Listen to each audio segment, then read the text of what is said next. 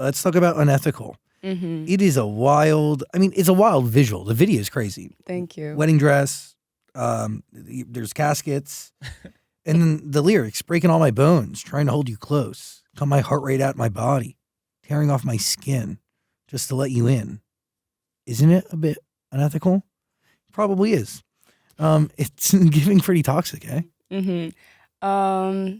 The song is very personal to me, and when I was writing it, I was at a point in my life that it felt like I kept repeating myself and feeling like I was stuck in this like toxic cycle.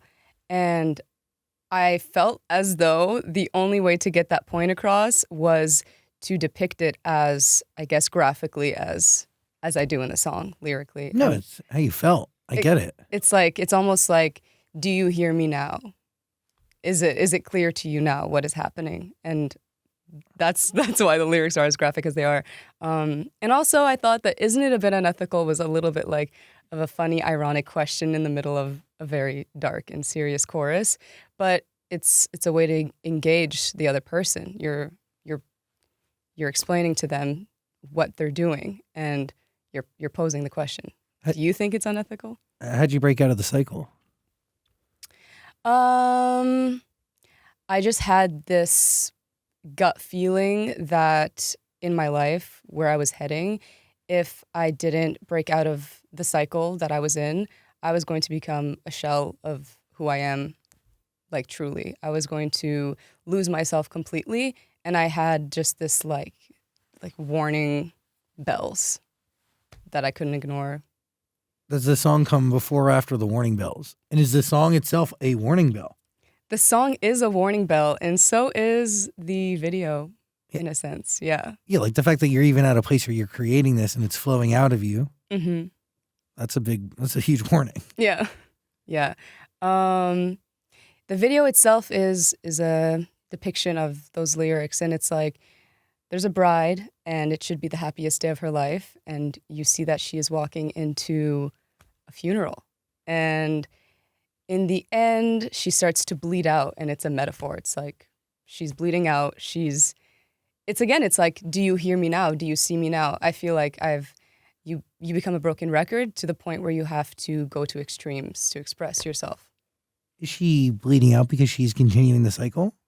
She's bleeding out as a warning sign to herself, because in the video, I turn around and the only person in the audience is myself, staring at myself bleeding out in this wedding dress. And I'm mouthing the words, "Let me go." And when you listen to the lyrics, it sounds like you're speaking to someone else, but I wanted the video to be impactful in the sense that I'm speaking to myself. Let me go. If you're waiting for someone else to break you out of this cycle, this is where you're going to end up. You're going to end up at your own funeral, and you're going to end up in a place that you will regret. And so if you won't listen to anyone else, listen to me, because I know how this is going to turn out. Heavy stuff. Yeah. Did you listen? Oh, I did, yes. Yeah. What?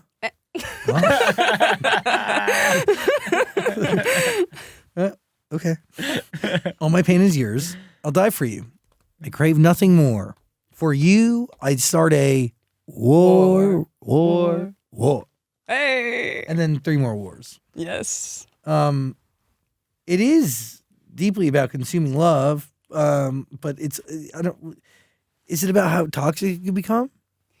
No, this song, when I was writing it, the first lyrics I wrote that just flowed out. Like, I didn't think about it were, I'd watch the world burn down just to see you in the lighting of the embers. And initially I thought, oh, this is fun because it can be interpreted both ways.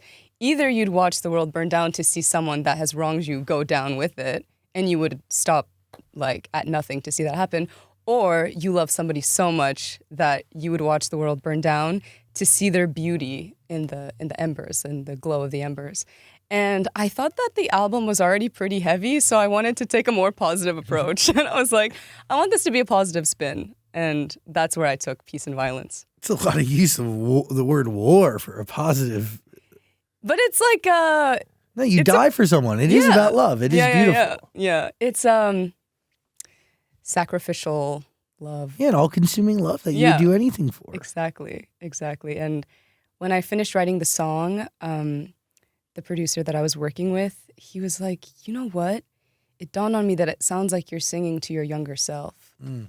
And I love that. And when I was cutting the vocals, I was envisioning that. On Porcelain, you're playing piano. You are a classically trained musician. Mm-hmm. How does that impact or at least weave itself into your process? And that is you playing, obviously. Yeah. Porcelain was the first song that I wrote after about a year of writer's block. And this came from not being allowed to release my album and feeling like no matter what, it was never going to come out. The words that I wrote were never going to come out. And so Porcelain was me bringing myself back to myself as a child at the piano, writing, singing. And it was the first song that I wrote that kind of opened the floodgates to like me writing again and me being passionate about writing again.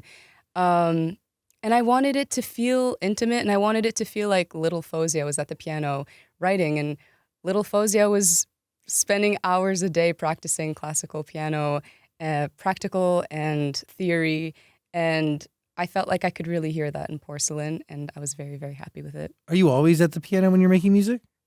A lot of the time. Like growing up, the piano was my best friend. It was just my piano and I in a very small town.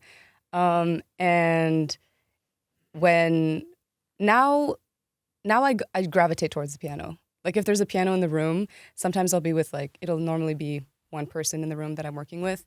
And I'll be like, can you turn on your piano? Can I? And then they're always like, yes. They turn it on, and then I start to, if I'm stuck, the piano will always open things back up for me. Do you remember the first time you chose to sing? Because playing the piano is very different than, using your voice. I've been singing since I was born, I think. I don't remember. So before you were playing the piano? Yeah. Interesting. But I started playing the piano when I was 4. So I didn't have much time to get ahead. But I've been singing ever since I could. I just loved art, and I loved music, and I loved singing. And my mom always says that she had a family member that said that when I was crying as a baby, it sounded like I was singing. Isn't that so silly? Yeah, it's wild. I'm like, I want milk. Can you explain how David got to change your life? Because he is a part of the reason why you ended up at Atlantic, right? He was the first major collaboration that I was a part of. And I was actually still in high school, grade 12. You were 17. I was 17, That's crazy.